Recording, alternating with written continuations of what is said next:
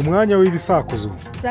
Shama. Ibisakuzo ni umukino wo mu magambo, ibibazo n'ibisubizo bihimbaza abakuru n'abato kandi birimo ubuhanga. Nk'uko amateka y'ubuvanganzo nyarwanda bigaragaza, ibisakuzo nabyo byagiraga abahimbyi b'inzobere muri byo.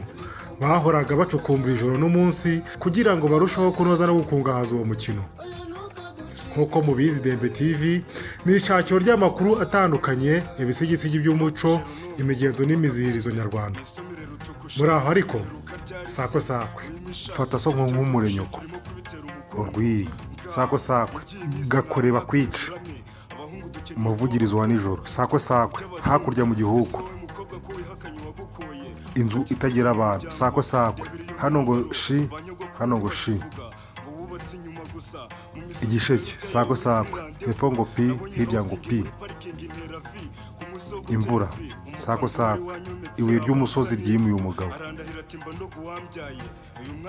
ifaranga, sakwe sakwe, icwende ryanjye rimbanye kuremba nk'ukoreyemo, ukwezi, sakwe sakwe, inka yanjye nyikama igaramye, umuvure, sakwe sakwe, ino karahari ni kongo karahari, ifaranga, sakwe sakwe, intara za nyirabangana zingana zose, isi n'ijuru, sakwe sakwe, inyabutatu yagiye kwena inyabutanu kwa 50,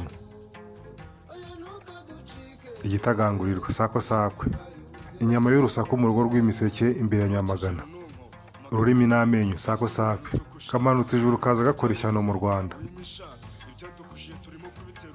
ifaranga, sakwe sakwe, kamanutse kibarangura kati kazasubiraho mbandoga data, akababi k'umuvumo, sakwe sakwe, karadundaraye, akabindi k'umushumba, sakwe sakwe,